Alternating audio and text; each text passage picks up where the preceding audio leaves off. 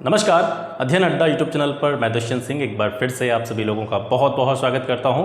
आशा करता हूं आप सभी अच्छे होंगे, स्वस्थ होंगे, आपकी पढ़ाई लिखाई भी बहुत अच्छी तरीके से चल रही होगी। यूपी स्पेशल की क्लासेस लगातार चल रही हैं। यूपी स्पेशल का यह 5वां वीडियो है और इसमें हम बात करने वाले हैं उत्तर प्रदेश की मृदा के बारे में, उत्तर प्रदेश की मिट्टी के बारे में। इससे पिछली क्लास में हमने पढ़ा था उत्तर प्रदेश के क्लाइमेट को, उत्तर प्रदेश की जलवायु को।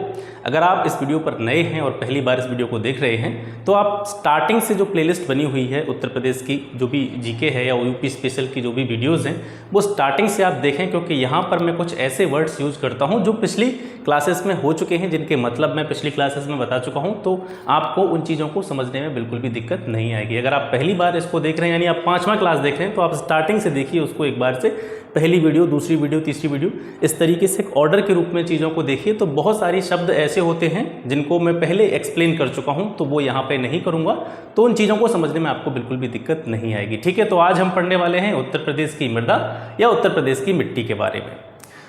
ये मैप जो बना हुआ है उत्तर प्रदेश का, इसके बारे में मैं हर वीडियो में आपको समझाता चल रहा हूँ और मैप की सहायता से ही चीज़ों को समझाने का मैं आपको प्रयास कर रहा हूँ। तो जैसे उत्तर प्रदेश को मुख्य रूप से, जब हमने उत्तर प्रदेश का भौगोलिक विभाजन या भौतिक विभाजन पढ़ा था, तो उत्तर प्रदेश को मुख्य रूप से 3 भागों में बांटा जाता है। ठीक है, ये जो ऊपर वाला पोर्शन है ये भांबर एवं तराई का क्षेत्र है। बीच वाला जो बड़ा वाला भाग आपको दिख रहा है, बीच का जो बड़ा वाला पोर्शन आपको दिख रहा है, ये उत्तर प्रदेश का मैदानी क्षेत्र है, या इसको हम गंगा यमुना का मैदानी क्षेत्र भी कहते हैं। नीचे वाला पोर्शन ये बुंदेलखंड का पठारी और पहाड़ी क्षेत्र है। ठीक है, ये हमने भौगोलिक विभाजन जब हमने पढ़ा था उत्तर प्रदेश का, तो वहाँ पर ये सारी चीज़ें हमने पढ़ी थी। तो जो मिट्टियाँ हैं उन मिट्टियों का अध्ययन जब हम करेंगे, उत्तर प्रदेश की जो भी मृदा है या मिट्टी है उसके बारे में जब भी हम पढ़ेंगे, तो इन्हीं भौतिक क्षेत्र जो हैं उत्तर प्रदेश के, इन्हीं के आधार पर मिट्टियों को बांटते हुए हम पढ़ेंगे। तो सबसे पहले एक बार देख लीजिए, यहाँ पे सबसे ऊपर वाला पोर्शन है, इसमें मैंने आपको बताया था ये छोटा वाला जो पोर्शन है इसको भी हमने 2 भागों में बांटा है। ऊपर वाला जहाँ पर आपको बड़े बड़े डॉट्स दिखाई दे रहे होंगे या बड़ी बड़ी बिंदियाँ दिखाई दे रहे होंगे, ये जो है ये बिल्कुल पर्वतीय क्षेत्र से सटा हुआ हिस्सा है उत्तर प्रदेश का, जिसको हम भांबर क्षेत्र कहते हैं। क्या कहते हैं? भांबर क्षेत्र। तो भांबर क्षेत्र में जो मिट्टी होती है वो कैसी होती है? मिट्टी का तो हम यहाँ पर कह ही नहीं सकते। यहाँ पर जो है मोटे मोटे कंकड़, बालू या शिलाखंडों वाला ये क्षेत्र है, जहाँ पर नदियाँ जब पर्वतीय क्षेत्र से आती हैं तो वो नदियाँ उन शिलाखंडों के नीचे होकर के बहने लगती हैं। तो यहाँ पर कह सकते हैं कि ये कहीं ना कहीं कृषि के लिए अनुपजाऊ क्षेत्र है और यहाँ पर मोटे मोटे कंकड़, बालू और बड़े बड़े शिलाखंड पाए जाते हैं। तो यहाँ पर जो मिट्टी का प्रकार है, हम कह सकते हैं, अगर आपसे पूछा जाए कि उत्तर प्रदेश के भांबर क्षेत्र की जो मिट्टी वो कैसी है, तो इसके बारे में आप क्या कहेंगे कि उत्तर प्रदेश के भांबर क्षेत्र में जो मिट्टी है वहाँ पर क्या है, मोटे मोटे कंकड़ हैं, बालू है और बड़े बड़े शिलाखंड इस क्षेत्र में पाए जाते हैं। इस क्षेत्र से थोड़ा सा नीचे चलते हैं, जब हम तराई क्षेत्र में आते हैं, उत्तर प्रदेश के तराई क्षेत्र में आते हैं, तो तराई क्षेत्र में हम देखेंगे कि तराई क्षेत्र का निर्माण कैसे हुआ है। जब हमने उत्तर प्रदेश का भौगोलिक विभाजन पढ़ा था तो हमने बताया था कि उत्तर प्रदेश का जो तराई क्षेत्र है इसका निर्माण नदियों के द्वारा, यानी पर्वतीय क्षेत्र से जो नदियां आती हैं उन नदियों के द्वारा बहाकर लाए गए महीन अवसाद, ठीक है, गाद, इन चीज़ों से मिलकर के इस तराई क्षेत्र का निर्माण हुआ है। तो यहाँ की जो मिट्टी है, यहाँ की मिट्टी कैसी है? यहाँ की जो परिस्थितियाँ हैं वो नम दिखाई देती हैं। ठीक है, छोटे छोटे कह सकते हैं मिट्टी के कण से जमा हुआ जो परत है वो यहाँ पर दिखाई देती है।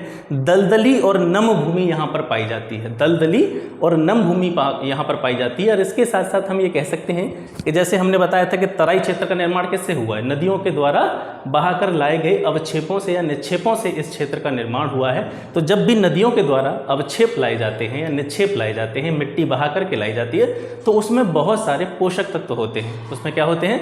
बहुत सारे पोषक तत्व होते हैं। तो पोषक तत्वों की अधिकता के कारण ये जो क्षेत्र है तराई का क्षेत्र, बेशक यहाँ की भूमि जो है नम है, दलदली है, गाद वाला क्षेत्र है, लेकिन कृषि की दृष्टि से ये काफ़ी उपजाऊ क्षेत्र है। और विशेष रूप से क्योंकि यहाँ पर वर्षा की मात्रा भी अधिकता होती है। हमने जलवायु में पढ़ा था कि इस क्षेत्र में वर्षा की भी पर्याप्त मात्रा हमको प्राप्त होती है। तो वर्षा की अधिकता के कारण जो नम भूमि है, दलदली भूमि है, इस वजह से यहाँ पर जो प्रमुख फसलें होती हैं वो कौन कौन सी होती हैं? जैसे आपका गन्ना हो गया, ठीक है, गन्ने को अधिक पानी की आवश्यकता होती है तो गन्ना हो गया यहाँ पर। इसके अलावा धान की खेती होती है और कहीं कहीं इस क्षेत्र में जूट की खेती भी हमको देखने के लिए मिलती है। तो मिट्टी की बात हम कर रहे हैं, तो मिट्टी की बात करें तो उत्तर प्रदेश के भांबर क्षेत्र की जो मिट्टी है वो मोटे मोटे कंकड़ पाए जाते हैं, वहाँ पर बालू पाई जाती है, इसके साथ साथ बड़े बड़े शिलाखंड इस क्षेत्र में पाए जाते हैं। कृषि की क्षेत्र से या कृषि की दृष्टि से यह जो है सही क्षेत्र नहीं है, कृषि की दृष्टि से यह उपयुक्त क्षेत्र नहीं माना जाता है। ठीक है, तराई क्षेत्र कृषि की दृष्टि से बहुत अच्छा क्षेत्र है। यहाँ पर पानी की अधिकता रहती है, नम भूमि है, दलदली भूमि है, यहाँ पर धान, गन्ना और जूट की खेती की जाती है। मिट्टी यहाँ की जैसे मैंने बता दिया कैसी है मिट्टी, नम मिट्टी या दलदली मिट्टी यहाँ पर पाई जाती है। ठीक है, तो इसके बारे में ज़्यादा क्वेश्चंस नहीं आते हैं कि भांबर क्षेत्र में कैसी मिट्टी पाई जाती है या तराई के क्षेत्र में कैसी मिट्टी पाई जाती है, यहाँ से ज़्यादा प्रश्न नहीं बनते। मिट्टी से संबंधित जो सर्वाधिक प्रश्न बनते हैं वो बनते हैं आपके जो भी उत्तर प्रदेश का मध्य का मैदानी क्षेत्र है, इसके साथ साथ दक्षिण का पठारी एवं पहाड़ी या जिसको हम बुंदेलखंड का क्षेत्र भी बोलते हैं, यहाँ पे जो मिट्टियाँ पाई जाती हैं इनसे मिट्टियों से संबंधित सर्वाधिक प्रश्न पूछे जाते हैं। तो हम इन्हीं चीज़ों को यहाँ पर पढ़ेंगे। तो भांबर और तराई क्षेत्र में हमने देखा तो मिट्टियाँ कोई विशेष प्रकार नहीं पाया जाता है।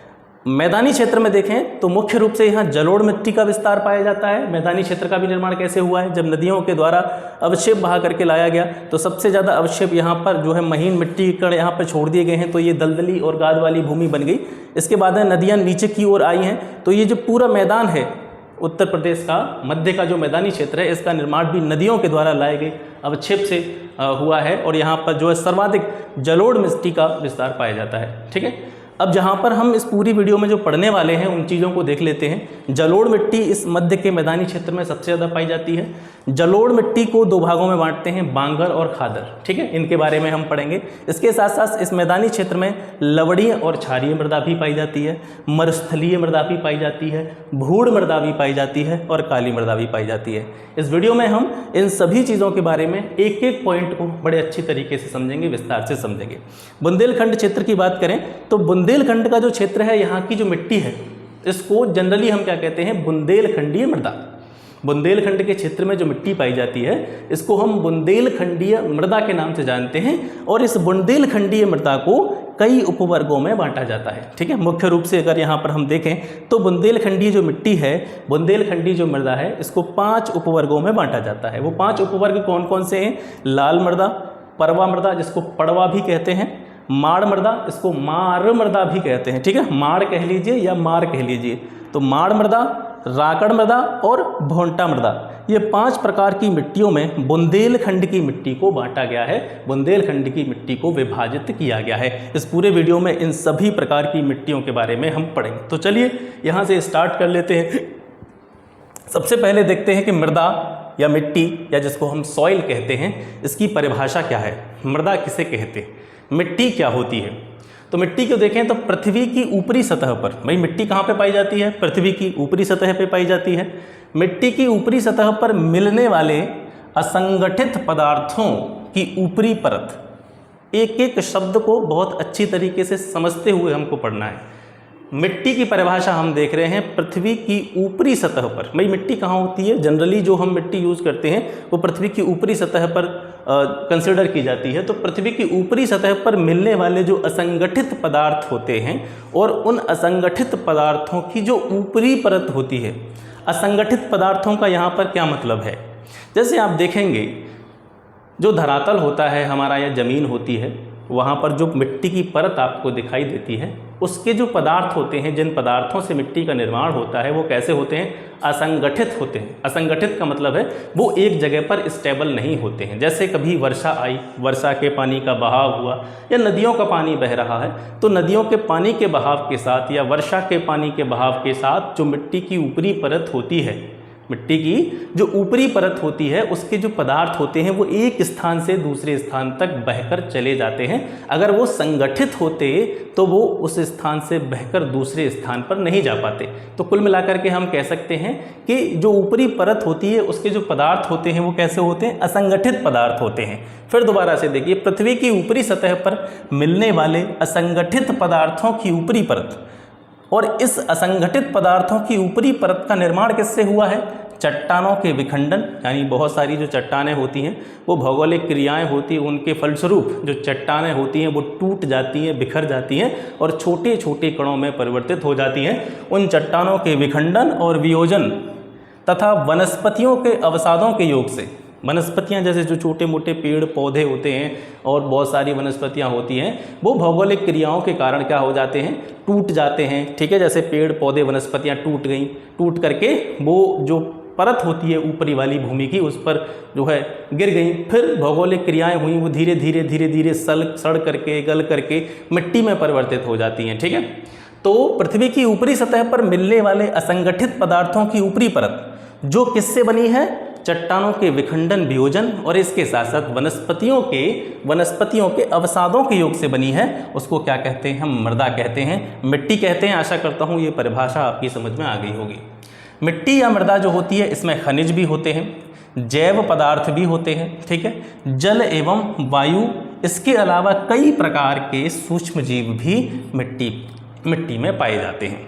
अब यहाँ पर विशेष रूप से इस वायु को आप देखिए, मिट्टी में कौन कौन से पदार्थ पाए जाते हैं। मिट्टी में खनिज भी होते हैं, मिनरल्स भी होते हैं, जैव पदार्थ होते हैं, जल की मात्रा भी होती है, वायु की मात्रा भी होती है, सूक्ष्म जीवों की मात्रा भी होती है। अब वायु को स्पेशली मैं यहाँ पर डिनोट क्यों कर रहा हूँ, वायु को स्पेशली मैं इसलिए बता रहा हूँ कि वायु से जुड़ा हुआ मिट्टी में वायु से जुड़ा हुआ प्रश्न पीसीएस की परीक्षा में भी पूछा गया था। आपसे इस तरीके से प्रश्न पूछा गया था कि मिट्टी में निम्नलिखित में से कौन कौन से पदार्थ पाए जाते हैं। ठीक है, खनिज, जैव पदार्थ, जल, वायु। तो जनरली हम देखेंगे इसको कि भाई मिट्टी में वायु कहाँ से आ गई, तो इसको हम कहीं ना कहीं छोड़ जाएंगे। लेकिन आपको ये याद रखना है कि मिट्टी में जल, ठीक है, खनिज या फिर जैव पदार्थ, इसके साथ साथ वायु की भी मात्रा होती है, सूक्ष्म जीवों की भी इसमें मात्रा होती है। ठीक है, तो मिट्टी में खनिज भी पाए जाते हैं, जैव पदार्थ भी पाए जाते हैं, जल भी पाया जाता है, वायु की भी मात्रा इसमें होती है, इसके साथ साथ अनेक प्रकार के इसमें सूक्ष्म जीव भी पाए जाते हैं। ठीक है, ये मिट्टी की परिभाषा हो गई। आपको मैं बता चुका हूँ कि इस मैप में जो चीज़ें आपको दिख रही हैं, भांबर और तराई क्षेत्र के बारे में जो जनरल सी चीज़ें थी वो मैंने आपको बता दी। ठीक है, इसमें कोई विशेष प्रकार का प्रश्न आपसे नहीं पूछा जाएगा। जनरली जो सबसे ज़्यादा प्रश्न पूछे जाएंगे वो मध्य के मैदानी क्षेत्र और दक्षिण के बुंदेलखंडीय क्षेत्र से जुड़ी हुई मिट्टी से जुड़े हुए प्रश्न आपसे पूछे जाएंगे। तो इसमें जितनी भी मिट्टियाँ दिख रही हैं, अब 1 बाय 1 हम इनका अध्ययन करते हैं, इन सभी के बारे में पढ़ते हैं। तो सबसे पहले इस क्रम में आती है आपकी जलोढ़ मृदा। ठीक है, जलोढ़ मृदा का जनरली जो निर्माण हुआ है वो कौन से काल में हुआ है, ये प्रश्न भी आपसे पूछा जा सकता है। जलोढ़ मिट्टी का जो निर्माण हुआ है वो प्लीस्टोसीन काल में हुआ था। ठीक है, जलोढ़ मिट्टी का जो निर्माण हुआ है वो प्लीस्टोसीन काल में हुआ है। किस किस से इसका निर्माण हुआ है, कांप मिट्टी। ठीक है, कांप मिट्टी, कीचड़ और बालू। आपसे पूछा जाए जलोढ़ मृदा का निर्माण किससे हुआ है, प्लीस्टोसीन काल में कांप मिट्टी, कीचड़ और बालू, इन सभी से मिलकर के इस जलोढ़ मिट्टी का निर्माण हुआ है। जलोढ़ मिट्टी को मुख्य रूप से 2 भागों में बांटते हैं, एक होता है खादर और एक होता है बांगर।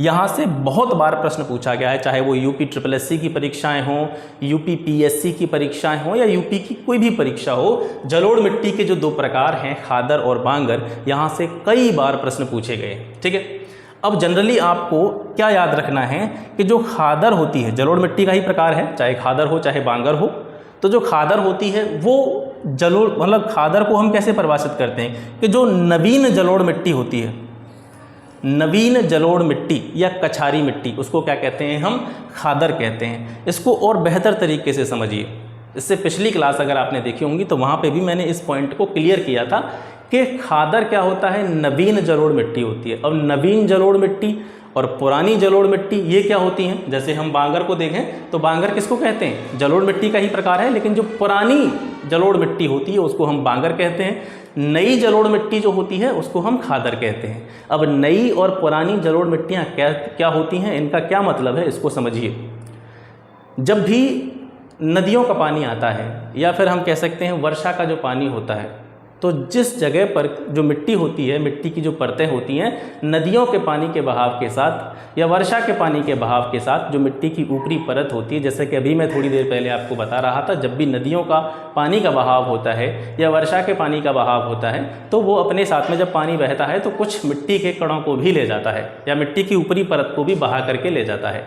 तो जिस क्षेत्र की मिट्टी नदियों के द्वारा जो पानी लाया गया होता है या नदियों के पानी के द्वारा या वर्षा के पानी के द्वारा उसकी ऊपरी परत लगातार बदलती रहती है। ठीक है, दोबारा से समझिए, यानी जिन क्षेत्रों की जो मिट्टी होती है नदियों के पानी के द्वारा, बाढ़ के पानी के द्वारा या फिर वर्षा के पानी के द्वारा उसकी जो ऊपरी परतें होती हैं वो लगातार परिवर्तित होती रहती हैं, हर साल बदल जाती हैं उनकी परतें, उसको हम कहते हैं खादर मिट्टी। ठीक है, जो खादर हम बात कर रहे हैं, क्योंकि भाई खादर हम मध्य के मैदानी क्षेत्र की बात कर रहे हैं, पूरा मध्य के मैदानी क्षेत्र पर सर्वाधिक विस्तार पाया जाता है वो जलोढ़ मिट्टी का पाया जाता है। अब नदियों का पानी आएगा या बारिश का पानी आएगा तो नदियों या बारिश के पानी के साथ साथ उसकी जो मिट्टी की ऊपरी परत होगी वो बहा करके ले जाई जाएगी। तो ऐसी बात नहीं है कि हर जगह पर जो मिट्टी की ऊपरी परत है वो पानी के द्वारा बहा ली जाए। कुछ जगह ऐसी हैं जहाँ पर नदियों का या बाढ़ का पानी नहीं पहुँच पाता है, कुछ स्थान ऐसे हैं जहाँ पर नदियों का पानी हो गया या बाढ़ का पानी हो गया नहीं पहुँच पाता है। जिन स्थानों पर नदियों का पानी या बाढ़ का पानी पहुँच जाता है उन स्थानों पर जो मिट्टी है उसकी ऊपरी परत को उस पानी के द्वारा बहाकर दूसरे स्थान पर ले जाया जाता है। तो हम कह सकते हैं कि जो मिट्टी की ऊपरी परत है, ऊपरी जो लेयर है मिट्टी की, उसमें परिवर्तन होता रहता है और उसमें परिवर्तन होता रहता है तो उसको हम क्या कहते हैं, खादर कहते हैं। ठीक है, खादर, इसको नवीन जलोढ़ मिट्टी, ठीक है, क्योंकि जलोढ़ मिट्टी हर बार नए रूप में वहाँ पर जो है बिछ जाती है। जलोढ़ मिट्टी जो है हर बार नए रूप में वहाँ पर बिछ जाती है तो उसको हम नवीन जलोढ़ कहते हैं या फिर इसको कछारी नाम भी दिया गया है। और वहीं बांगर के बारे में बात करें तो ये एक ऐसी मिट्टी का प्रकार होता है जहाँ पर नदियों या बाढ़ का पानी नहीं पहुँच पाता है, तो जो मिट्टी की परत होती है, लेयर होती है ऊपरी वाली, उस लेयर में कोई भी परिवर्तन नहीं होता है। अब बांगर और खादर में एक दो पॉइंट आप याद रखेंगे कि जो उपजाऊ दृष्टि से देखें, अगर मिट्टी की उर्वरा शक्ति के आधार पर इसको अगर हम डिसाइड करें तो खादर मिट्टी जो होती है वो अधिक उपजाऊ होती है तुलनात्मक रूप से देखें तो बांगर मिट्टी के सापेक्ष। बांगर मिट्टी के सापेक्ष जो खादर मिट्टी होती है वो अधिक उपजाऊ होती है। क्यों उपजाऊ होने का कारण क्या है कि जैसे अगर बांगर मिट्टी को हम देखें तो बांगर मिट्टी किसे कहते हैं, अभी हमने बताया था बांगर मिट्टी किसको कहते हैं, जिसकी परतों में परिवर्तन नहीं होता है। वहाँ पर जो पुरानी मिट्टी पहले से ही पड़ी हुई है, जलोढ़ मिट्टी पहले से ही पड़ी हुई है, वही जलोढ़ मिट्टी वहाँ पर पहले से जमी हुई है और वहाँ पर क्या हो रहा है, लगातार खेती की जा रही है। और एक ही प्रकार की मिट्टी में लगातार जब खेती की जाती है, ठीक है, एक ही प्रकार की मिट्टी में लगातार जब खेती की या कृषि की क्रियाएं की जाती हैं तो धीरे धीरे उसकी जो उर्वरा शक्ति होती है या उपजाऊ क्षमता जो होती है वो धीरे धीरे कम होती चली जाती है। यही कारण है कि बांगर मिट्टी की जो उर्वरक क्षमता होती है, उर्वर क्षमता होती है, वो खादर मिट्टी के सापेक्ष कम होती है। वहीं खादर में देखें तो यहाँ पर मिट्टी की परतों में, मिट्टी की लेयर्स में बार बार परिवर्तन होता रहता है, ये चेंजेस होते रहते हैं इसमें। ठीक है, तो यहाँ पर जो खेती होती है वो अच्छी होती है और यहाँ की जो मिट्टी है वो कैसी है, उर्वर है। ठीक है, बांगर के सापेक्ष उर्वर है। तो हम इन दोनों चीज़ों के बारे में पूरी तरीके से क्लियर कर चुके हैं, दोनों चीज़ें आपकी समझ में आ गई होंगी। खादर मिट्टी, नदियों के द्वारा मिट्टी की परत में लगातार परिवर्तन होता रहता है, उसको खादर कहते हैं। और ऐसी मिट्टी जिसकी परतों में परिवर्तन नहीं होता है या जहाँ पर नदियों या बाढ़ का पानी नहीं पहुँच पाता है, मिट्टी की लेयर जो है जैसी थी वैसी ही बनी रहती हैं, तो उसको हम कहते हैं बांगर। खादर मिट्टी में चूना, पोटास, मैग्नीशियम, जैव तत्व इनकी अधिकता होती है। ठीक है, चूना की अधिकता होती है, पोटास की अधिकता होती है, मैग्नीशियम की अधिकता होती है, जैव तत्वों की अधिकता होती है। क्योंकि जैसे हमने ऊपर पढ़ा था परिभाषा में, मिट्टी में क्या होते हैं, बहुत सारे मिनरल्स होते हैं, बहुत सारे जैव पदार्थ होते हैं। ठीक है, सूक्ष्म जीवों की मात्रा होती है। तो जब यहाँ पर परिवर्तन समय दर समय होता रहता है तो चूना, पोटास, मैग्नीशियम या जैव तत्व जो हैं यहाँ पर इनकी अधिकता पाई जाती है। और यहाँ पर क्या होता है, यहाँ पर मिट्टी की लेयर में कोई परिवर्तन ही नहीं होता। तो अगर यहाँ पर होंगे भी, अगर ये पोषक तत्व, जैसे ये सारे जो पोषक तत्व अगर यहाँ पे होंगे भी, तो लगातार कृषि क्रिया होने के साथ साथ, लगातार खेती करने के साथ साथ उनकी मात्रा इसमें ऑटोमेटिक कम होती चली जाती है। तो इसके बारे में हम कह सकते हैं कि खादर मिट्टी में चूना, पोटास, मैग्नीशियम, जैव तत्वों की अधिकता होती है। बांगर मिट्टी में मुख्य रूप से नाइट्रोजन और फास्फोरस, इन तत्वों की कमी पाई जाती है। नाइट्रोजन और फास्फोरस की कमी पाई जाती है। अब जब हम रासायनिक खाद खेतों में देते हैं तो उसमें देखते हैं, आपने देखा होगा जो रासायनिक खाद के जो पैकेट्स होते हैं उन पर एनपीके उर्वरक ही तो उनको कहा जाता है, नाइट्रोजन, फास्फोरस। तो जिस मिट्टी में नाइट्रोजन, फास्फोरस, पोटेशियम इनकी कमी होती है उसमें रासायनिक खाद देने की आवश्यकता अधिक होती है। तो बांगर क्षेत्र जितने भी हैं, यहाँ पर जो कृषि क्रियाएं की जाती हैं उसमें ज़्यादा से ज़्यादा मात्रा में हमको खाद डालना पड़ता है, नाइट्रोजन, पोटेशियम, ठीक है, फास्फोरस, इस प्रकार के जो उर्वरक होते हैं इनकी अधिक मात्रा हमको डालनी पड़ती है, तब जाके हम उसमें से उपज ले पाते हैं। जबकि यहाँ पर स्थितियाँ ठीक ठाक हैं, यहाँ पर जो है मिट्टी पहले से ही उपजाऊ है, तो यहाँ पर इस तरह की स्थितियाँ हमको देखने को नहीं मिलती हैं। और कहीं ना कहीं हम कह सकते हैं इस क्षेत्र के सापेक्ष इस क्षेत्र में हमें रासायनिक खाद देने की जो ज़रूरत है वो कम होती है। ठीक है, अधिक उर्वरा होती है, जो खादर मिट्टी होती है अधिक उर्वर होती है, ये कम उर्वर होती है। तुलनात्मक रूप से दोनों चीज़ों को हम देख रहे हैं। ठीक है, अधिक जल धारण क्षमता होती है इस मिट्टी में, खादर मिट्टी जो होती है इसमें अधिक जल धारण क्षमता होती है। जल धारण क्षमता से क्या तात्पर्य है कि इस मिट्टी में जब भी पानी दिया जाएगा, यानी खेतों में जब भी पानी दिया जाएगा तो जल ज़्यादा समय तक खेतों में बना रहता है या मिट्टी में ज़्यादा समय तक नमी बनी रहती है। बांगर मिट्टी जो होती है इसमें कम जल धारण क्षमता होती है। ठीक है, इसमें खादर के सापेक्ष में कम जल धारण क्षमता होती है। जैसे आपने फैक्ट्स पढ़े होंगे, खादर क्षेत्र बांगर क्षेत्र या खादर मिट्टी बांगर मिट्टी, तो जैसा कि मैं हमेशा कहता हूँ फैक्ट्स को रटने से बेहतर है उसके कॉन्सेप्ट को समझो। मैं यहाँ पर वीडियो थोड़ा सा आराम से चलता है, मैं बहुत आराम से आपको चीज़ें बताता हूँ और एक आध दिन लेट भी हो जाता है वीडियो, वो इसीलिए हो जाता है कि चीज़ें आपको बहुत बेहतर तरीके से समझ में आनी चाहिए। मेरा मानना यही है कि फैक्ट्स जो भी फैक्ट्स होते हैं, हमारे तथ्य होते हैं, एक साथ हम बहुत सारे तथ्यों को याद नहीं रख सकते। याद रख भी लेंगे तो 1 दिन 2 दिन हम रख सकते हैं, उसके बाद में जनरली हम भूल जाते हैं। ये हम सभी की कंबाइंड प्रॉब्लम होती है, हम सभी की समस्या होती है। लेकिन अगर हमको कॉन्सेप्ट समझ में आ जाता है, पूरा जो भी चैप्टर का कॉन्सेप्ट होता है उन चीज़ों को हम बहुत बेहतर तरीके से समझ लेते हैं, तो हमको फैक्ट्स रटने की ज़रूरत नहीं पड़ती है। जल धारण क्षमता के बारे में हम बात कर रहे थे। खादर मिट्टी में अधिक जल धारण क्षमता होती है, बांगर मिट्टी में खादर के सापेक्ष में कम जल धारण क्षमता होती है। एक पॉइंट और आप यहाँ से याद रखेंगे इन दोनों के बारे में कि खादर मिट्टी की जो परतें होती हैं, ठीक है, खादर मिट्टी की जो परतें होती हैं, ये पॉइंट किस लिए महत्वपूर्ण है इसको भी हम यहाँ पर डिस्कस करेंगे कि जो परतें होती हैं खादर की ये कम गहरी होती हैं, याद रखेंगे। ठीक है, खादर मिट्टी की जो परतें होती हैं, मिट्टी की जो लेयर होती हैं, ये कम गहरी होती हैं। और वहीं बांगर मिट्टी की बात करें तो ये अधिक गहरी लेयर के साथ होती है। ठीक है, इसकी जो परतें होती हैं वो अधिक गहरी होती हैं। अब आप देखेंगे यहाँ की परतें कम गहरी हैं, लेकिन इसके सापेक्ष इसकी जलधारण क्षमता भी अधिक है। मतलब परतें हल्की हल्की हैं, परतें ज़्यादा गहरी नहीं हैं, फिर भी जलधारण क्षमता अधिक होती है। और यहाँ पर देखेंगे तो परतें अधिक गहरी हैं, फिर भी जलधारण क्षमता जो होती है वो कम होती है। ये एक पॉइंट है, आपको याद रखना है। ठीक है, खादर मिट्टी को अन्य किन किन नामों से जाना जाता है, इस तरीके के प्रश्न भी पूछे जा सकते हैं। तो खादर मिट्टी को बलुआ मिट्टी भी कहा जाता है, सिल्ट बलुआ भी इसको कहा जाता है, इसको दोमट भी कहा जाता है, मटियार भी कहा जाता है और मटियार दोमट भी कहा जाता है। ये इसके कुछ अन्य नाम हैं।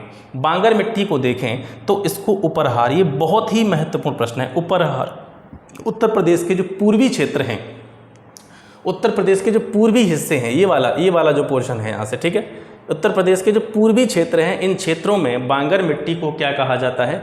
बांगर मिट्टी को उपरहार मृदा के नाम से जाना जाता है। ठीक है, तो विशेष रूप से ये प्रश्न ये पूछा जाता है कि बांगर मिट्टी को उपरहार किस क्षेत्र में कहा जाता है, या उत्तर प्रदेश के पूर्वी भाग में बांगर मिट्टी को किस नाम से जाना जाता है? तो उपरहार के नाम से जाना जाता है इसको।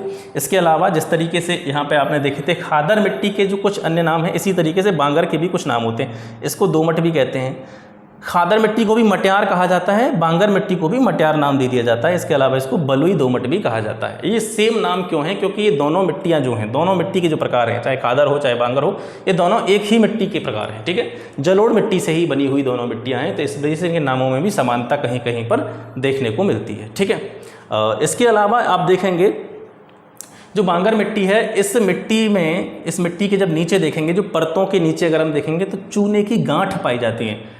बांगर मिट्टी में नीचे चूने की गांठ पाई जाती हैं और उन गांठों को हम क्या कहते हैं? उनको कंकर कहते हैं। ठीक है, बांगर मिट्टी में नीचे चूने की गांठ पाई जाती हैं और उन गांठों को क्या कहा जाता है? कंकर कहा जाता है। ये पॉइंट भी आपको यहाँ से याद रखना है। सबसे पहले आप इसका एक स्क्रीनशॉट लीजिए और उसके बाद में फिर आगे की चीज़ों की तरफ बढ़ते हैं। जलोढ़ मिट्टी से जुड़े हुए कुछ इंपॉर्टेंट पॉइंट्स देखते हैं जो अक्सर पूछ लिए जाते हैं कि जैसे जो गंगा यमुना का दोआब क्षेत्र है या फिर गंगा रामगंगा का दोआब क्षेत्र है, उसमें किस मिट्टी का सर्वाधिक विस्तार पाया जाता है? जैसे हम मध्य के मैदानी क्षेत्र के बारे में बात कर रहे थे, इस मध्य के मैदानी क्षेत्र को गंगा यमुना का मैदान भी कहा जाता है। ठीक है, और जब जैसे इस तरीके से दोआब का मतलब क्या होता है, जैसे मैं बताऊँ आपको, इस तरीके से एक कोई नदी इस तरीके से आ रही है और यहाँ से इसी में से कोई दूसरी नदी ऐसे करके निकल रही है, तो इन दोनों नदियों के बीच का जो क्षेत्र होगा, इसको हम दोआब कहते हैं। ठीक है, इसको हम क्या कहते हैं? दोआब कहते हैं। तो गंगा यमुना का दोआब हो गया या फिर गंगा रामगंगा का दोआब हो गया, ये दोनों दोआब ही मैदानी क्षेत्र में पाए जाते हैं।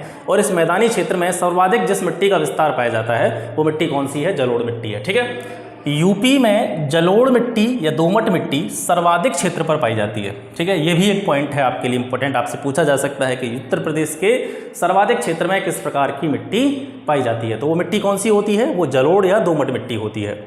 यूपी में दोमट या बलुई मिट्टी को क्षेत्रीय भाषा में, मतलब अपने जो लोकल एरिया होते हैं उन एरियाज़ में क्या कहा जाता है? सिकटा कहा जाता है। इसके साथ साथ करियाल कहा जाता है, धनका कहा जाता है। ये पॉइंट भी आपको याद रखने। ये 3 पॉइंट बड़े ही महत्वपूर्ण हैं जो जलोढ़ मिट्टी के जो टॉपिक हमने पढ़ा था जलोढ़ मिट्टी वाला, उससे जुड़े हुए हैं और अक्सर परीक्षाओं में ये पूछे भी गए हैं। ठीक है, गंगा यमुना का दोआब हो गया, गंगा रामगंगा का दोआब हो गया। इनमें सर्वाधिक रूप में जिस मिट्टी का विस्तार पाया जाता है वो जलोढ़ मिट्टी है। यूपी में जलोढ़ मिट्टी या दोमट मिट्टी सर्वाधिक क्षेत्र पर पाई जाती है। इसके साथ साथ दोमट या बलुई मिट्टी को क्षेत्रीय भाषा में सिकटा, करियाल या धनका के नाम से जाना जाता है।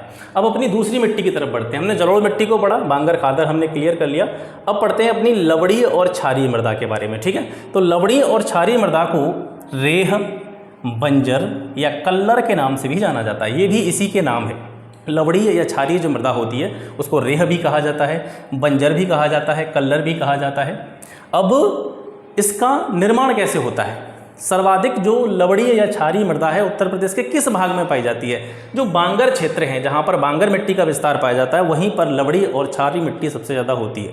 उसके कुछ कारण हैं, उन कारणों को समझते हैं कि जैसे बांगर क्षेत्र में वर्षा कम होती है, वर्षा की कमी। इसके साथ साथ जो पानी है वहाँ का वो खराब है, कह सकते हैं नमकीन पानी है, लवण युक्त जल है। तो वहाँ की जो भी ज़मीन है, वहाँ पे जो भी खेत हैं, उनकी जो सिंचाई की जाती है वो हमेशा लवण युक्त जल से सिंचाई की जाती है। वर्षा की कमी एक रीजन हो गया। दूसरी रीजन क्या है? लवण युक्त जल से लगातार सिंचाई। इसके साथ साथ अभी हम जब पढ़ रहे थे बांगर क्षेत्र में, तो हमने पढ़ा था, हमने क्या पढ़ा था कि बांगर क्षेत्र जो है, यहाँ ये कैसा क्षेत्र है जहाँ की मिट्टी में परिवर्तन नहीं होता है। परतें जो हैं पुरानी ही जमी हुई, पुरानी जलोढ़ मिट्टी जो है उसी की परतें यहाँ पर जमी हुई हैं। तो उसमें क्या होता है कि लगातार एक ही प्रकार की भूमि में खेती करने के कारण वहाँ पर जो पोषक तत्व होते हैं, जो उर्वरता बढ़ाते हैं मिट्टी की, उनकी कमी हो जाती है। तो इस जगह पर क्या किया जाता है? अधिक खाद का यूज किया जाता है। अभी मैंने पॉइंट ये डिस्कस किया था पिछली स्लाइड में कि यहाँ पर जो है जो रासायनिक उर्वरक होते हैं इनका प्रयोग अधिक मात्रा में किया जाता है। और ये पॉइंट आप याद रखें कि जो भी भूमि होती है, ज़मीन होती है, उस पर जितनी ज़्यादा मात्रा में रासायनिक उर्वरकों का प्रयोग किया जाएगा, रासायनिक खादों का प्रयोग किया जाएगा, तो उसकी जो उर्वरता है वो एक छोटे समय के लिए तो बढ़ सकती है, लेकिन अगर इसके दीर्घकालीन प्रभावों की तरफ देखें तो दीर्घकालीन प्रभावों में ये नज़र आएगा कि जो उर्वरता है मिट्टी की वो धीरे धीरे कम होती चली जाएगी। ठीक है, तो क्षारीय उर्वरकों का यहाँ पर प्रयोग होता है। ये बांगर क्षेत्र की बात हो रही है। बांगर क्षेत्र में वर्षा की कमी, लवणयुक्त जल से लगातार सिंचाई करते रहना, इसके साथ साथ क्षारीय उर्वरकों का अधिकाधिक प्रयोग करना और एक ही गहराई तक इनकी जुताई करते रहना। खेत की जो जुताई करते हैं फसल बोने से पहले या फसल बोने के बाद में, तो वो एक ही गहराई तक अगर जुताई करते रहेंगे तो जो परत है मिट्टी की वो एक जैसी रहेगी। एक निश्चित क्षेत्र तक जुताई होगी तो उसमें क्या है कि वो जो मिट्टी होगी वहाँ की, उसमें कोई भी परिवर्तन नहीं होगा, मिट्टी की परतों में किसी प्रकार का कोई चेंजेस नहीं होंगे।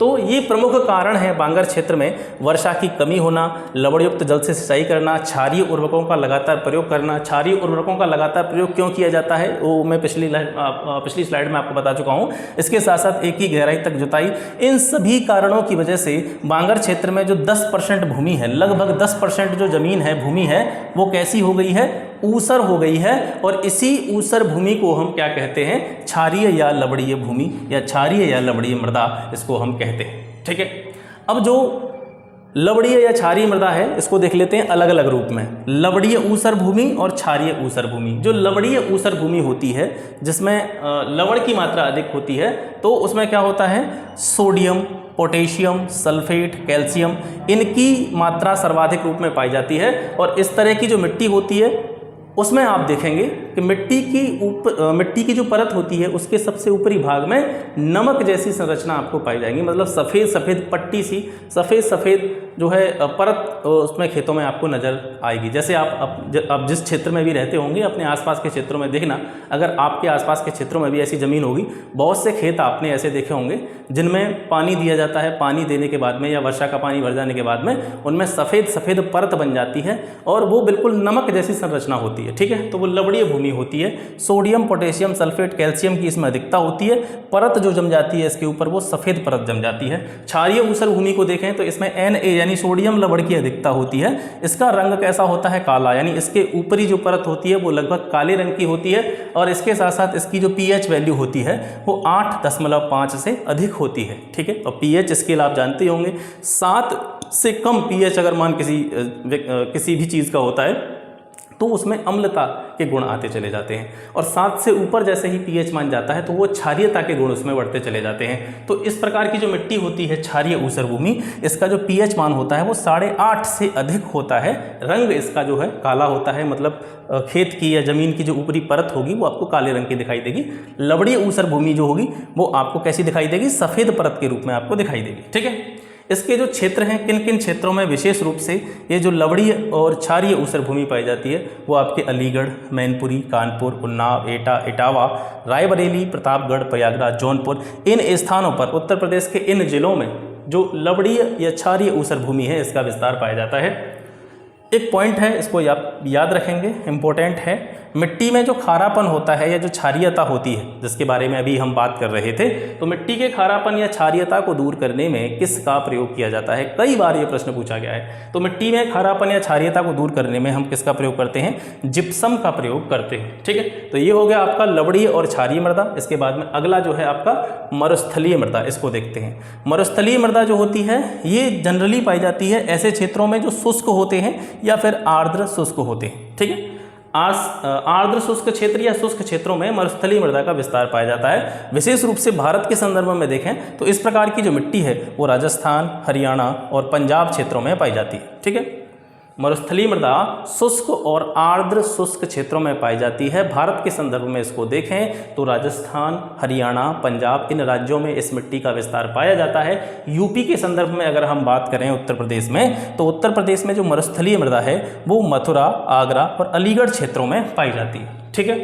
मरुस्थलीय मृदा का निर्माण कैसा होता है? जैसा कि अभी हम बात कर रहे थे, मरुस्थलीय मृदा किन क्षेत्रों में पाई जाती है? जहाँ का जो जलवायु होती है वो कैसी होती है?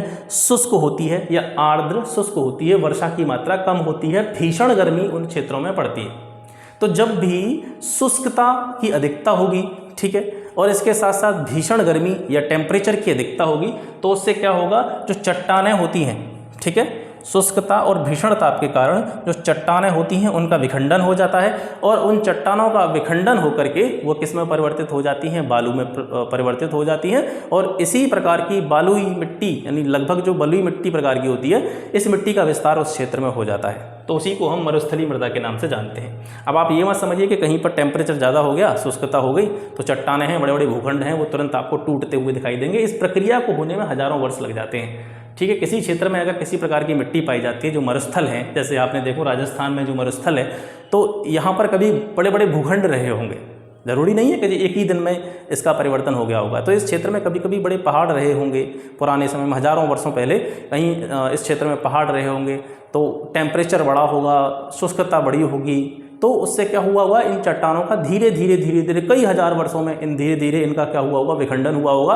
और विखंडन होते हुए वे चट्टानें जो हैं वो बालू में परिवर्तित हो गई होंगी और इसी प्रकार से रेगिस्तान का निर्माण हो गया होगा, ठीक है। तो शुष्कता और भीषण ताप के कारण चट्टानों का विखंडन होता है और वो बालू में परिवर्तित हो जाती हैं और इसी प्रकार से मरुस्थलीय मृदा का निर्माण होता है, ठीक है। इस मरुस्थलीय मृदा में लवण और फास्फोरस की अधिकता होती है। पूछा जा सकता है मरुस्थलीय मृदा में किन तत्वों की अधिकता होती है? तो लवण और फास्फोरस की अधिकता होती है। इसके साथ साथ नाइट्रोजन और जो जीवांश होता है, ठीक है, जैविक जो पदार्थ होते हैं, जैव पदार्थ होते हैं, उन पदार्थों की इसमें क्या पाई जाती है? कमी पाई जाती है, ठीक है। स्क्रीनशॉट लीजिए, फिर आगे की चीज़ों की तरफ बढ़ते हैं। मरुस्थलीय मृदा के बाद में अब बात करते हैं भूड़ मृदा के बारे में। भूड़ मिट्टी को देखें तो इसका जो प्रकार होता है ये किस टाइप की होती है? ये हल्की बलुई दोमट प्रकार की होती है। भूड़ मृदा जो होती है वो हल्की बलुई दोमट प्रकार की होती है। अब इसका जो निर्माण होता है वो कैसे होता है वो देखेंगे आप। जो गंगा और उसकी सहायक नदियाँ हैं, गंगा और उसकी सहायक नदियों का जो क्षेत्र है, तो उसके नीचे वाला जो भाग है, गंगा और उसकी सहायक नदियों के बाद वाला जो क्षेत्र है उसमें प्लीस्टोसीन काल से, यानी इनका जो निर्माण हुआ है, भूड़ों का जो निर्माण हुआ है वो प्लीस्टोसीन काल में हुआ है। तो गंगा और उसकी सहायक नदियों के बाद वाले क्षेत्रों में प्लीस्टोसीन काल में इनका निर्माण हुआ है, प्लीस्टोसीन काल में निर्मित हैं। तो प्लीस्टोसीन काल में निर्मित बलुई मिट्टी के जिन 10 से 20 फीट ऊंचे टीले टाइप के बन जाते हैं। ठीक है, गंगा और उसकी सहायक नदियों के बाद वाले क्षेत्रों में प्लीस्टोसीन काल में निर्मित 10 से 20 फीट ऊंचे बलुई मिट्टी के टीले टाइप के बन जाते हैं और उन टीलों को ही क्या कहा जाता है, भूड़ कहा जाता है, और उनकी मिट्टी भूड़ मृदा कहलाती है। ठीक है, इतना ही आपको इसमें याद रखना है। इसके बाद में आती है अपनी काली मिट्टी। ठीक है, काली मिट्टी के बाद में जो अपना मध्य मैदानी क्षेत्र है, इस मैदानी क्षेत्र की सारी मिट्टियां हो जाएंगी और उसके बाद में हम पढ़ेंगे बुंदेलखंडीय मृदाओं के बारे में। ठीक है, तो काली मिट्टी, इसको हम कहते हैं रेंगुड़ मिट्टी भी कहते हैं, काली मिट्टी को रेंगुड़ मिट्टी भी कहा जाता है। जीवाश्म और लौह तत्व की इसमें अधिकता होती है, जीवाश्म और लौह तत्व की इसमें अधिकता होती है और इसी अधिकता के कारण इसका रंग जो होता है वो काला हो जाता है। ठीक है, विशेष रूप से पश्चिमी उत्तर प्रदेश के कुछ जिले और बुंदेलखंड क्षेत्र के कुछ जिलों में इसकी कहीं कहीं पर उपस्थिति पाई जाती है। पूरे उत्तर प्रदेश में ये मृदा नहीं पाई जाती है। स्थानीय भाषा में इसको करेल कहा जाता है या इसको कपासी मृदा भी कहते हैं, क्योंकि इस मिट्टी में जो काली मिट्टी होती है इसमें कपास की खेती सबसे अच्छी होती है। तो स्थानीय भाषा में इसको करेल या कपासी मृदा भी कहते हैं। अब यहाँ तक आपकी हो गई मध्य के मैदानी क्षेत्र की सभी मृदाएं। अब इसके बाद में बुंदेलखंडीय या दक्षिण का जो पठारी पहाड़ी क्षेत्र है उसकी मिट्टियों के बारे में पढ़ते हैं। तो दक्षिण के पठारी पहाड़ी क्षेत्र की मृदाओं में हमने यहाँ पे देखा था, ये 5 प्रकार की, विशेष रूप से 5 प्रकार की मिट्टियाँ होती हैं। लाल मिट्टी, पड़वा मिट्टी, माड़ मिट्टी, राकड़ मिट्टी और भोंटा मिट्टी। इनके बारे में पढ़ेंगे, बहुत छोटी छोटी सी इनके बारे में जानकारी है, ज़्यादा लंबा इसमें नहीं जाना है। ठीक है, तो दक्षिण के पठारी और पहाड़ी क्षेत्र की मृदाएं, ये जो है इनका निर्माण जो सम्मिलित रूप से पूरी बुंदेलखंडी मिट्टी इसको कहा जाता है। इसका निर्माण कैसे हुआ था? प्री कैम्बियन युग की जो चट्टानें थीं, जैसे आपने देखा था जब हम भौतिक विस्तार पढ़ा रहे थे उत्तर प्रदेश का, तो मैंने आपको बताया था कि बुंदेलखंडीय जो क्षेत्र है इसमें जो चट्टानें पाई जाती हैं वो नीस चट्टानें होती हैं। बुंदेलखंडी क्षेत्र में नीस चट्टानों की अधिकता होती है। तो प्री कैम्बियन काल में इन्हीं नीस चट्टानों की, क्योंकि इसमें जो है नीस चट्टानों की अधिकता थी, तो इन्हीं चट्टानों की अधिकता के कारण क्या हुआ, विभिन्न प्रकार की भौगोलिक क्रियाओं के कारण इन चट्टानों में टूटना प्रारंभ होता है। इन चट्टानों को क्या होता है, टूटना प्रारंभ होता है। और चट्टानों के टूटने के बाद विभिन्न प्रकार की भौतिक क्रियाएं, रासायनिक क्रियाएं, जैविक क्रियाएं होती हैं। ठीक है, प्री कैम्बियन काल में दक्षिण का जो पठारी क्षेत्र है या बुंदेलखंडी क्षेत्र है, वहाँ पर जो चट्टानें हैं उन चट्टानों में क्या हुआ, विखंडन हुआ, वो चट्टानें टूटी। चट्टानों के टूटने के बाद में वहाँ पे बहुत सारी भौतिक क्रियाएं, रासायनिक या जैविक क्रियाएं हुई और उन्हीं भौतिक, रासायनिक और जैविक क्रियाओं के फलस्वरूप इस बुंदेलखंडीय मृदा का निर्माण हुआ। इस बुंदेलखंडीय मृदा को सामान्यतः हम 5 भागों में इसका विभाजन करते हुए इसको पढ़ते हैं। तो सबसे पहला इसमें आता है हमारा लाल मृदा। तो सबसे पहले लाल मिट्टी को देखते हैं, लाल मृदा क्या होती है। लाल मृदा विंध्य क्रम की लाल चट्टानों के टूटने से इसका निर्माण हुआ है। विशेष रूप से लाल मृदा की हम बात कर रहे हैं, इसका जो निर्माण हुआ है वो विंध्य क्रम की जो चट्टानें थीं, विंध्य क्रम की चट्टानों का कलर जो होता है वो लाल होता है। विंध्य क्रम की चट्टानों के टूटने के फलस्वरूप इस लाल मिट्टी का निर्माण हुआ है। आप यहाँ पर देखेंगे, अगर इसीलिए मैं कह रहा था आपसे कि अगर आपने पिछले चैप्टर्स नहीं देखे हैं, पिछली क्लासेस नहीं देखे हैं, तो उनको अगर आप एक बार देख लेंगे तो ये सारी चीज़ें आपको बहुत अच्छी तरीके से समझ में आएंगी। ये सारी चीज़ें मैं पिछली क्लासेस में आपको बता चुका हूँ। जब हम यहाँ पर पढ़ रहे थे, सीमाएं और विस्तार भी हमने पढ़ा था इसका, तो जब हमने देखा था कि जो दक्षिण का पठारी क्षेत्र है उत्तर प्रदेश का, इसकी सीमा कौन बनाता है। तो यहाँ पर मैंने आपको बताया था, यहाँ पर विंध्य क्रम की कह सकते हैं विंध्यांचल क्रम की पहाड़ियाँ भी हैं नीचे। ठीक है, तो ये सटी हुई हैं, नीचे वाले क्षेत्र से विंध्य क्रम की जो पहाड़ियाँ हैं वो सटी हुई हैं। तो विंध्य क्रम की जो चट्टानें हैं, इन्हीं चट्टानों के टूटने से लाल मिट्टी का निर्माण हुआ है। इस लाल मिट्टी में नाइट्रोजन, फास्फोरस, चूना और जैव तत्वों की कमी पाई जाती है। और विशेष रूप से अगर क्षेत्रों के बारे में बात करें कि लाल मृदा कहाँ कहाँ पाई जाती है, तो दक्षिणी प्रयागराज। ठीक है, दक्षिणी प्रयागराज। मैंने आपको ये भी बताया था कि बुंदेलखंड में जैसे प्रयागराज का पूरा हिस्सा नहीं आता है, प्रयागराज और चंदौली, विशेष रूप से अगर मैं से बात करूं यहाँ पे हो गया आपका प्रयाग और ये हो गया चंदौली। तो जब भी हम बुंदेलखंडी क्षेत्र की बात करते हैं तो इसमें प्रयागराज और चंदौली का पूरा हिस्सा सम्मिलित नहीं होता है।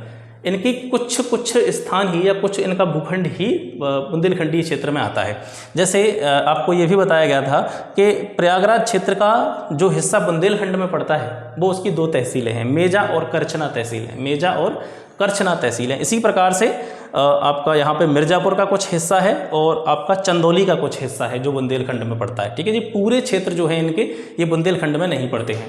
तो ये जो क्षेत्र दे रखे हैं ये तो दक्षिण के पहाड़ी क्षेत्र जो दे रखे हैं उनकी मृदाएं ये जहाँ जहाँ पाई जाती हैं ये पूरे क्षेत्र उसके देख रहे हैं। इसको आप देख लीजिए, केवल नाम है, उसमें समझाने का कुछ नहीं है। तो लाल मृदा के बारे में हम पढ़ रहे थे। तो लाल मृदा के जो क्षेत्र हैं वो दक्षिणी प्रयागराज का मतलब है प्रयागराज का। जब आप उत्तर प्रदेश के मैप में प्रयागराज वाला जो पोर्शन देखेंगे तो नीचे की तरफ निकला हुआ जो हिस्सा है उसका वो है उसकी 2 तहसीलें हैं, जिसमें से एक का नाम है मेजा तहसील और एक का नाम है करछना तहसील।